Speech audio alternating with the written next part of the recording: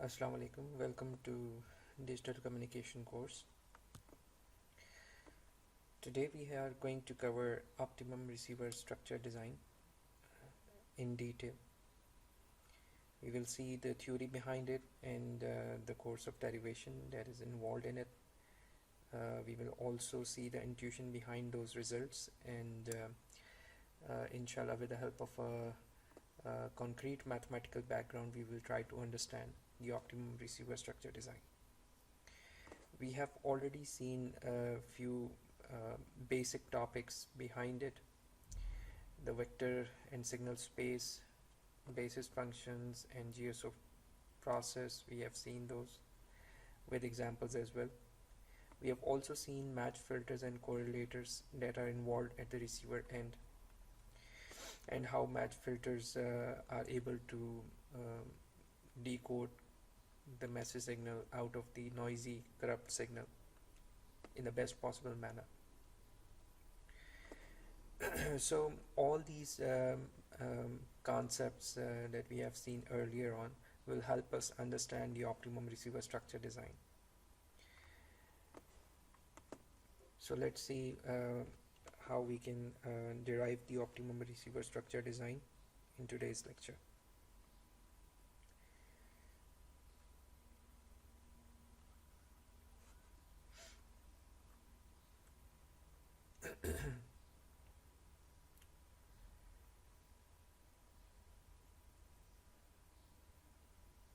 Right, so let's consider this simple model in which we assume that we have um, so many signals that could have been sent from the transmitter end, discrete signals.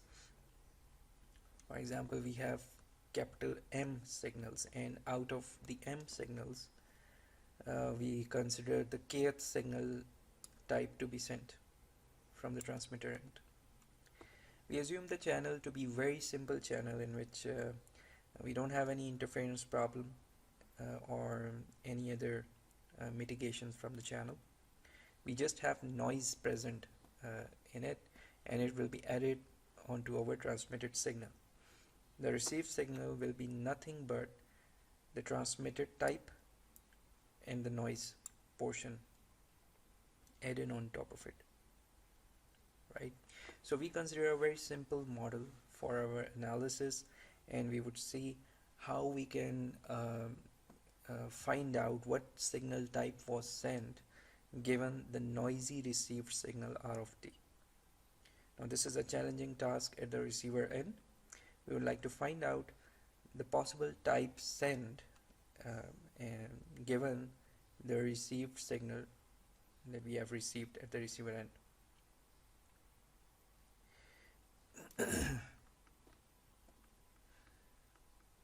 We know that all these signals are random in nature. The information signal, the choice of a signal that you choose from the transmitter end depends on the random bits, and these are not in our control.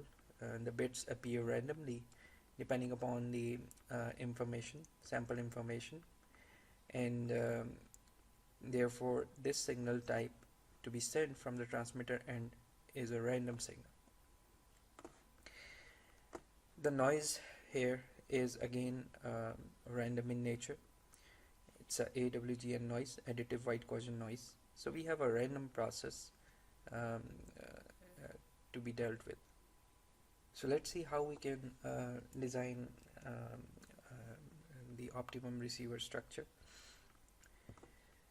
to find out what signal class was sent from the transmitter end given the received noisy signal.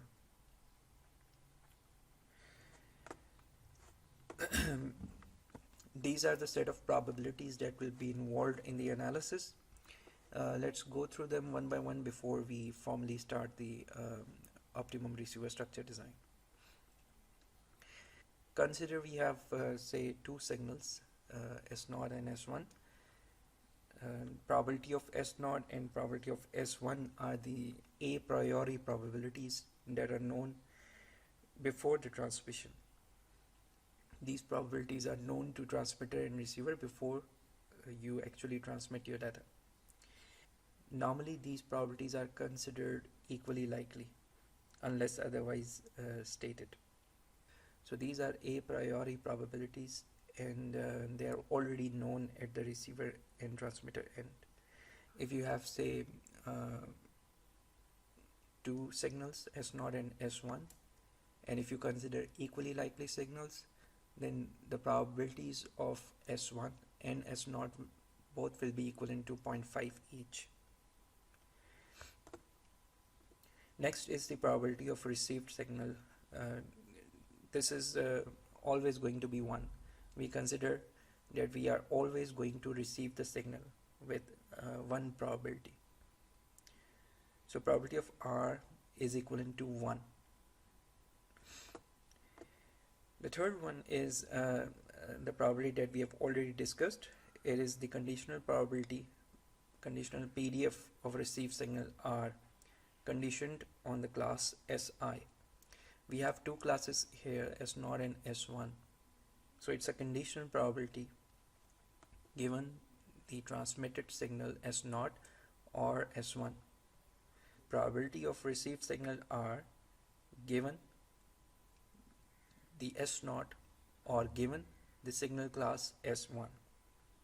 This is also known to the receiver and transmitter. We have already discussed that in the previous lectures when we were doing match filter. This probability we have already seen there, so I'll not repeat here. This is a priori probability, and it's known to transmitter and receiver end before you transmit the data. Right? These are the conditional probabilities. Let me show you the slide for that. As a reference, we have discussed this probability using this slide there, assuming the two signal classes S0 and S1, having the norms mentioned on the constellation diagram there as under root EB and minus under root EB. These are equally likely opposite energy signals mentioned on the constellation diagram. And this figure there, the second figure, it's not the constellation diagram, it's the PDF plot, the probability density function plot of the received signal given the two classes of transmitted signal S0 and S1. You remember these PDFs are going to overlap with each other if the energy difference between them is small. You can see here mentioned and highlighted in blue is the PDF of PR given S1 being overlapped with the PDF of PR given S0, and vice versa. Here highlighted in green is the PDF of R given S0 overlapped with PDF of R given S1. Right? So these probability density functions, conditional probabilities, are a priori. You know about these probabilities at transmitter, at receiver, and at receiver end, and they also overlap with each other. If there is a small difference in between these two signals in terms of energies, the overlap will be higher. And if the energy difference is high, the overlap will be small. So the tails of the two probabilities overlap with each other. Remember this point, please. Now let's get back to the probabilities again.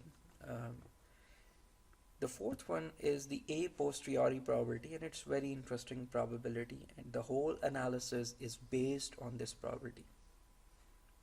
Alright, what is this probability? Let's see.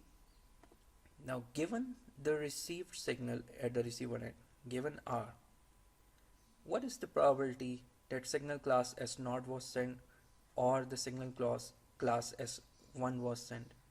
This is the main question. Like, you have received the signal R, and which is a noisy signal. You would like to find out what possible signal class was sent from the transmitter end. That is, what is the probability that S'ith signal was sent given the received signal? Now, is it known to us? No, we don't know about it. We have to find it out. If we can somehow find all these probabilities, right? And if we place them in a table against each signal class Si, right? Assume that you calculate all these probabilities, probability of S0 given R, probability of S1 given R, probability of S2 given R, etc., etc., till all the signal possible types, probability of Sm given R. And if you calculate all these in a table, what do you think, what signal class would have been sent from the transmitter end? By just looking at these probabilities, you can tell. Of course, you are going to take the decision in the favor of a signal class that will result in the maximum a posteriori probability, right? Since you are going to take a decision on the basis of probabilities, so by comparing all these probabilities, you are going to take the decision in the favor of a signal class that will result in the maximum a posteriori probability. Like what's the maximum probability of the signal class S0 or signal class S1 or signal class Si given the received signal at the receiver end in the presence of noise.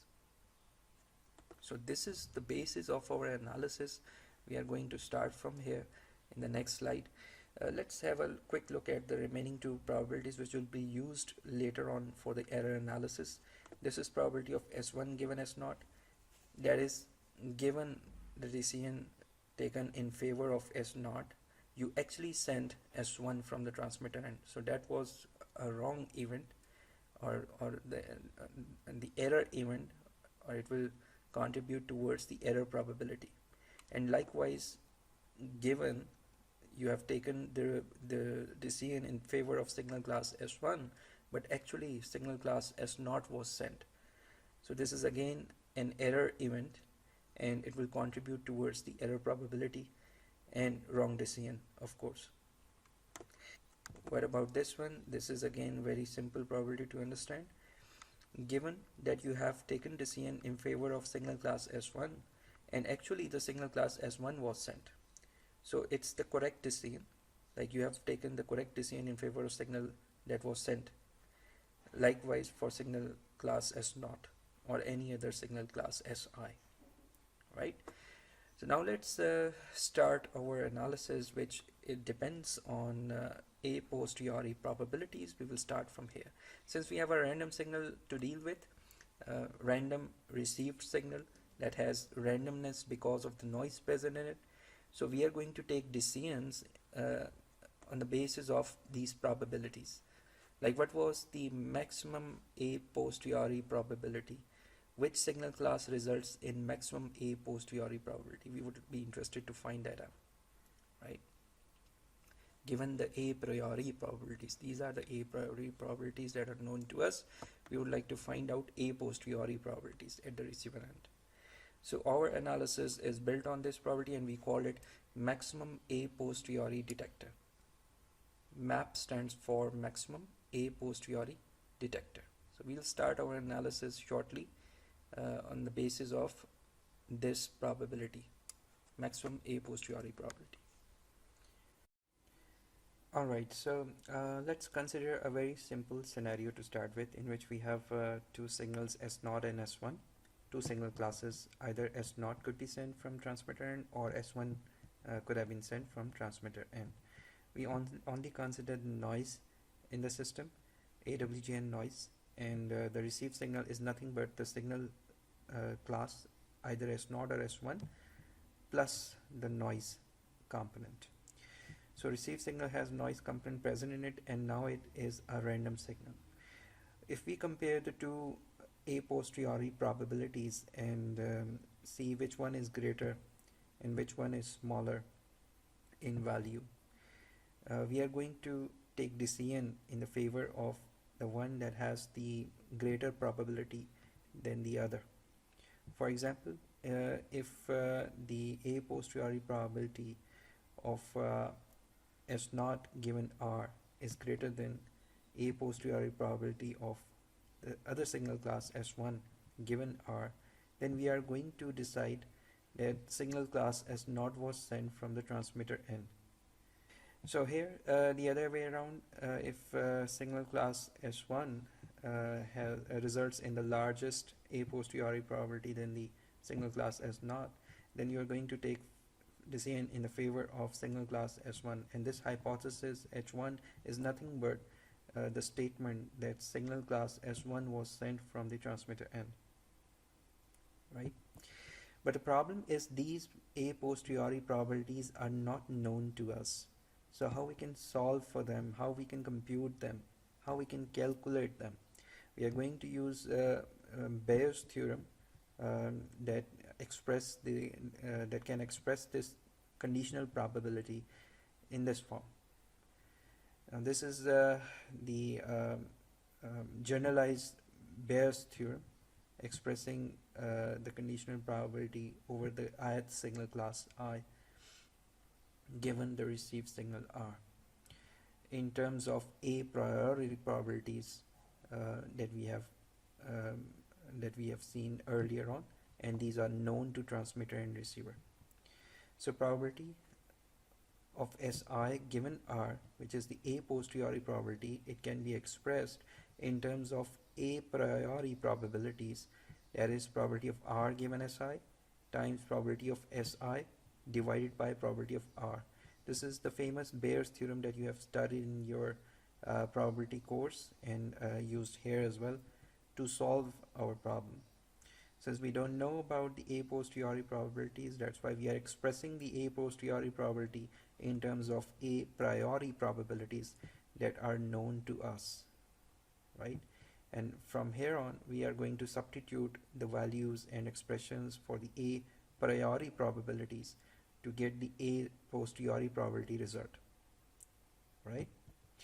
So if we substitute these probabilities here in our example scenario, we have two a posteriori probabilities, and hence we have to compare the two a priori probabilities, the products of two a priori probabilities, and we have to check which one is going to give you the maximum result, and we are going to take the decision in favor of that signal class Si that is going to give you the maximum product of these a priori probabilities. So if you substitute there in this rule, you end up getting this thing. This result there is for signal class S1, and this result there is for signal class S0. If this left hand side is greater than right hand side, you are going to take the decision in favor of signal class S1, or if the left hand side is less than the right hand side, you are going to take decision in favor of signal class S0, right?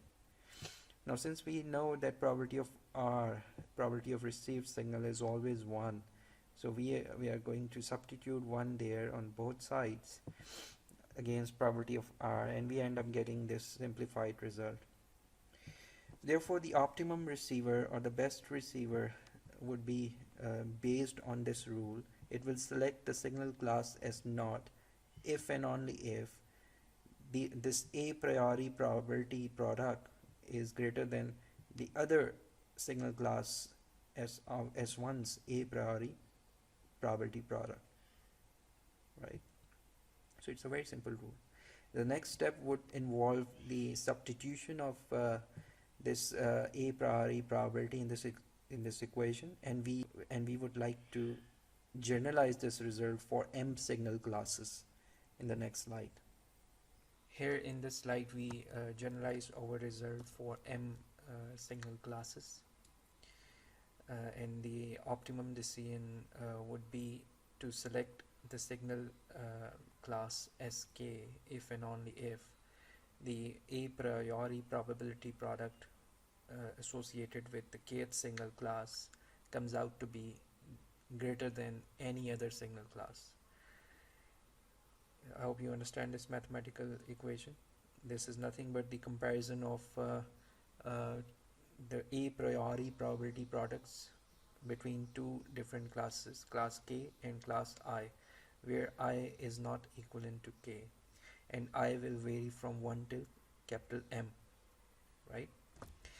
Another way of saying or putting the same thing, that you are maximizing this a priori probability product, and the signal class that will maximize this a priori probability product will be the one that was sent from the transmitter end.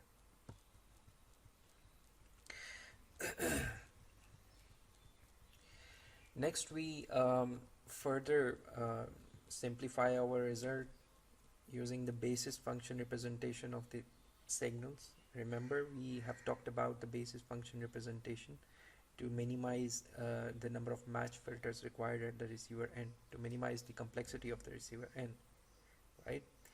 So we would like to represent our signals in terms of basis functions, and we will substitute those here in this equation as well. Let's see how it goes. Suppose we have m signals in general, and they are represented by n basis functions, and then the kth signal type would then be represented using this equation as the sum of the contributions from all the basis functions used in the process. You have n basis functions, that's why the summation will vary from 1 till capital N, right? And this one, the phi I of t is the ith basis function. Ski is the projection of kth signal onto the ith basis function, right? Or in other words, that's the contribution of the ith basis function towards the signal type Sk of t. You can compute the Ski contribution using this formula we have studied there in the GSO process, right? Now let's see how the maximization rule simplifies itself when we represent the signal classes in terms of the basis functions along with their contributions.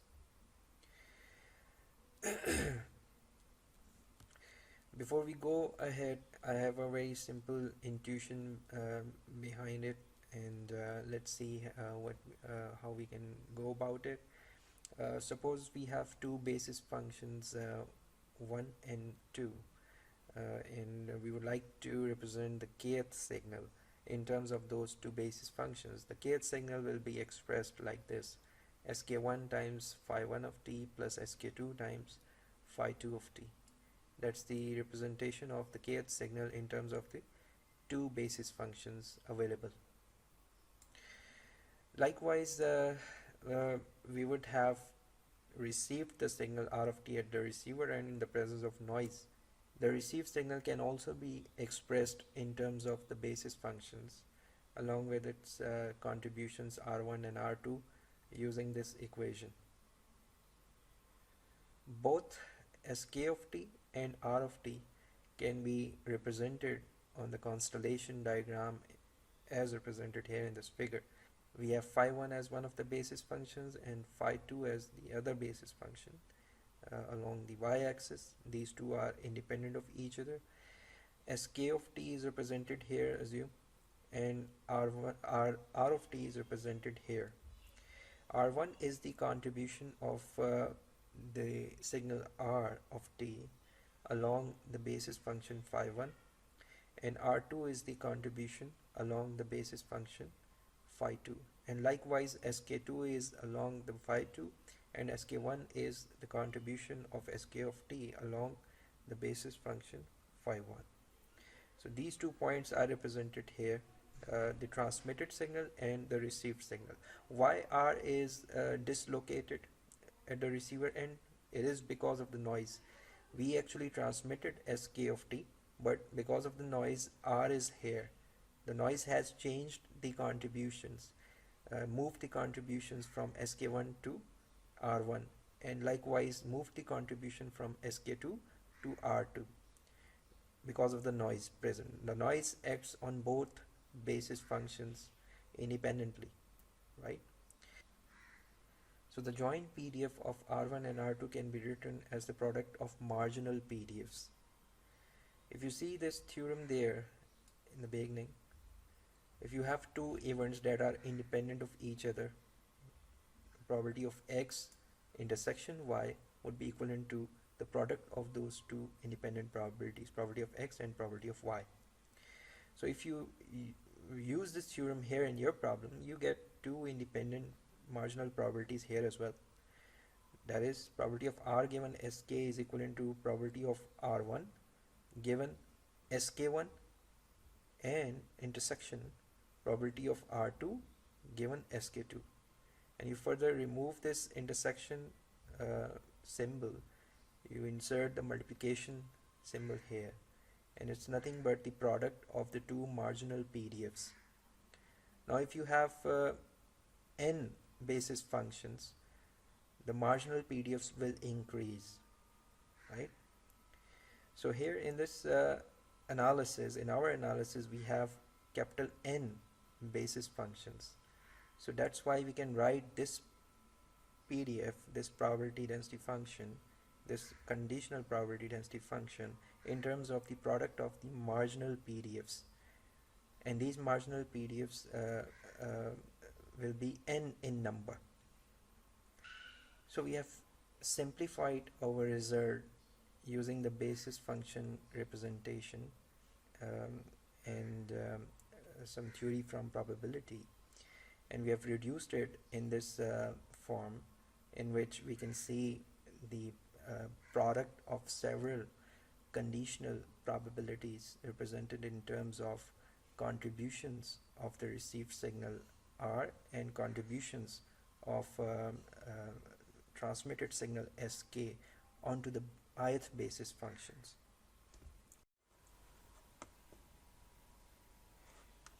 Right, so this is our maximum a posteriori criteria mentioned in the curly brackets there, and we will start from here.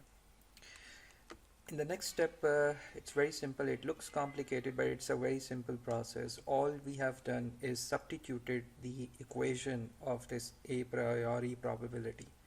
Since we know we have a Gaussian random noise function added on top of our signal class Ski, so our received signal will also be having a Gaussian PDF centered about the mean value Ski. We have already discussed this representation in a couple of lectures back when we have talked about match filters, and we have discussed the a priori probability representation there.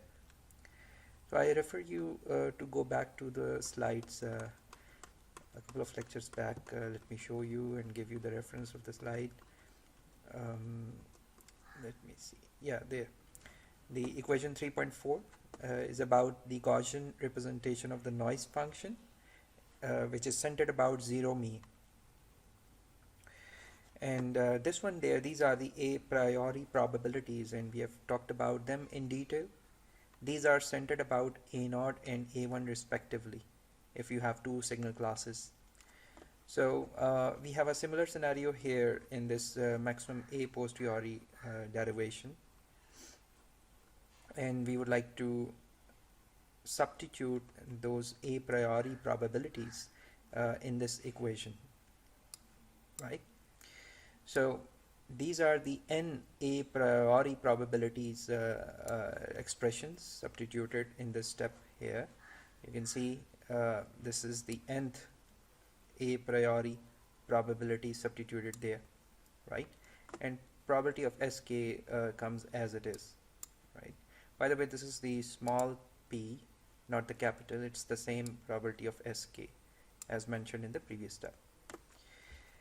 Next, we simplified further. How? Since we have so many exponentials there, so you know if you have the multiplication of exponentials, their exponents will be added together, and we can have the summation in the exponentials representing the addition of the exponents, right? So it's easy to follow in this course of derivation in this step here. It's not that difficult, it's easy to follow. All you have to do is to gather all the terms and take the common stuff out of the equation and add the terms in the exponents and represent them in summation form. Since we have capital N such terms, so we have the summation which will go from 1 till capital N, right? And we have n by 2 here. How we got n by 2 here? Here the 1 over 2 represents the under root, and n, capital N, represents the n such terms in the product, right? So you will end up getting n by 2 here, the constant term associated with the constant term.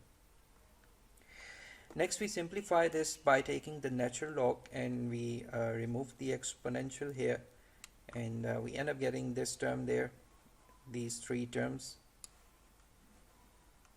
In the next slide, we will further simplify our analysis and see how this maximum a posteriori rule simplifies itself to a very simple rule, right? So here we go. We have these three terms there. Some of these terms are constants. For example, this one there, the first term, natural log of the constant terms. This will not influence our maximization, so we remove it in the second step here. We have removed it out of the maximization rule, and we are left with these two terms, right? Now let's analyze this term alone, this one here. If you analyze it, you might need to recall the Euclidean distance calculation between the two vectors in a Cartesian plane. You might need to recall this. If you recall, you will realize if you calculate the Euclidean distance between any two vectors like this, let's say vector A and B, if you calculate the distance between them, Euclidean distance between them in vector space, you express their Euclidean distance in this form: ax minus bx whole square plus ay minus by whole square. You take the difference of their contributions in x and contributions in y whole square, right? Assuming you have two dimensional plane x and y. And remember, we have n dimensions here, capital N dimensions here in our problem. So likewise we can express, we can reduce this summation, which is nothing but the Euclidean distance between r and sk. Since we have these components here, ri and ski, being we have taken the difference between them and the square of these difference, and we have added them together, right? So it's like calculating the Euclidean distance between the vector r and the vector sk. So we're going to use this transformation, and using this vector theory, we can simplify this term there, and we substitute a very simple representation against this summation here, that is the Euclidean distance between the vector r and sk in this final step. So we reduce our maximization rule in this simple form in this slide, right? So in this slide, if you see this term here, it has negative sign with this r minus sk norm square, right? If you multiply the above equation with negative sign, and I'll tell you why we have done it, just to make few intuitions out of it, we have simply multiplied the whole equation with negative sign.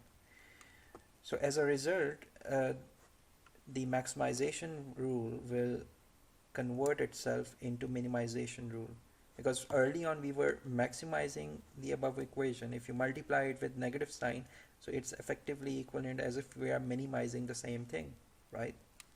So multiplying the whole equation with negative sign will result in this second equation, right? The negative sign here will disappear and it will appear here with the second term there, minus n naught by 2 natural log of probability of sk, right? So the maximization rule transform itself into minimization rule, and we note this thing that for equally likely signals, the maximum a posteriori detector reduces itself into maximum likelihood detector. Now this is very important intuition. If you assume that you have equally likely signals, then the probability of sk will be same for all signal classes, right? So natural log of something constant will be equal to constant, only be left with this term, the first term alone.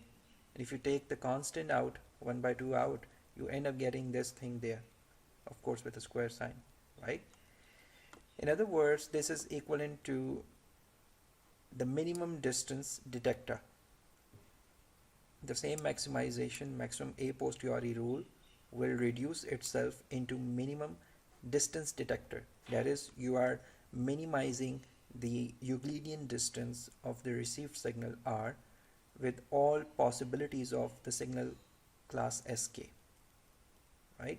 And you are taking the decision in favor of signal class Sk if the received vector is closest to that signal class Sk in terms of Euclidean distance, right? So if you have an equally likely signal scenario, then the maximum a posteriori detector reduces itself into another detector which we call maximum likelihood detector, right? We call it maximum likelihood detector, or in some books it's called as minimum distance detector, that operates on by calculating the Euclidean distances between the received vector, which is the noisy vector, and the possible signal types Sk that could have been sent from the transmitter end. And it takes the decision in favor of the signal class Sk that has the minimum Euclidean distance compared to the all other signal classes Sk, right? So that is the optimal receiver chooses the signal class Sk if the received vector R is closer to Sk in terms of Euclidean distance than to any other Si for I not equivalent to K, of course. And if we expand this equation further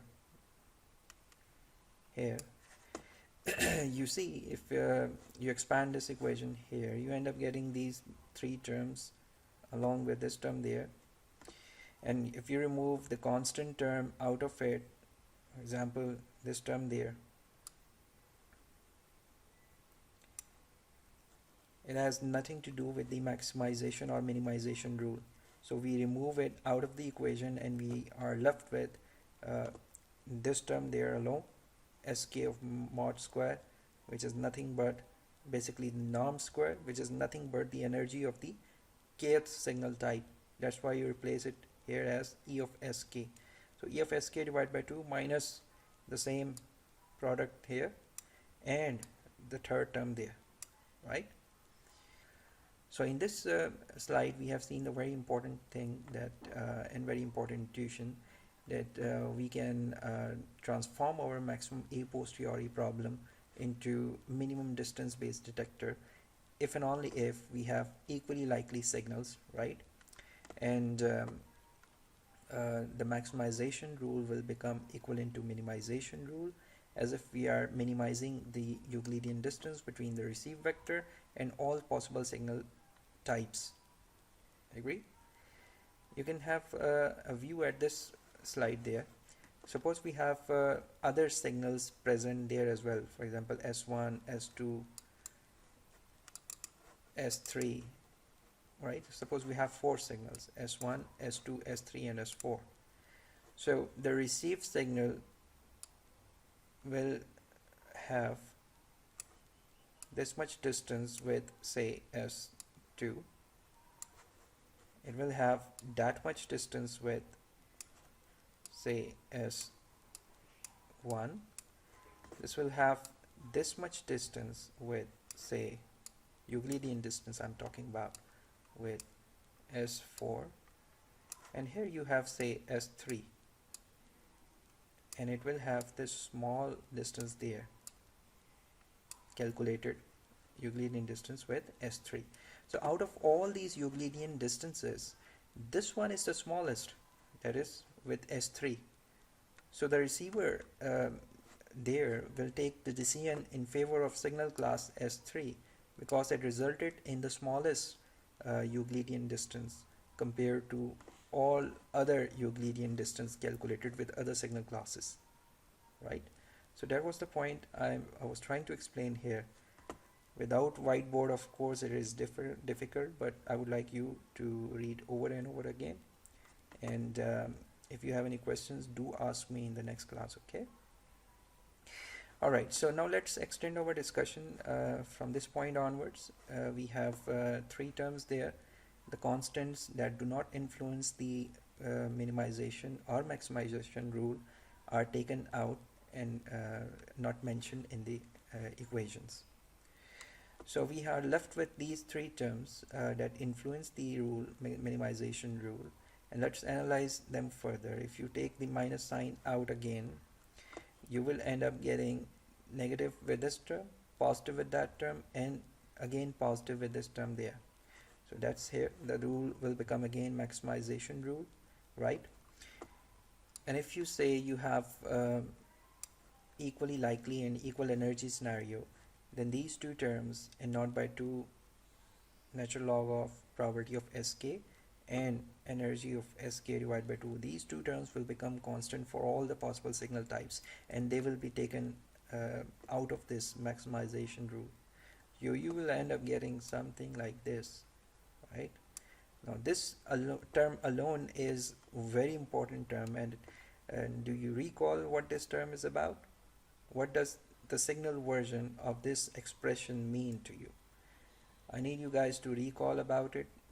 We have, yes, seen the signal version of it uh, in the last couple of lectures, especially in the match filter context.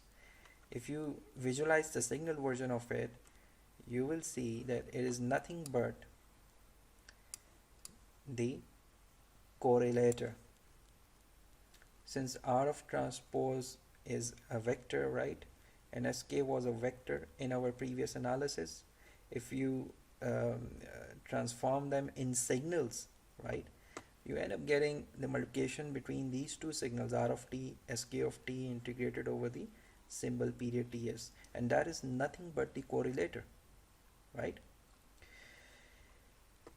So this is also very important result, and from this point onwards we are going to realize the receiver block structure for the maximum a posteriori detector that we have been deriving in the previous slides, and it has reduced in this very simple form under this condition that we have equally likely and equal energy signals in our analysis, right?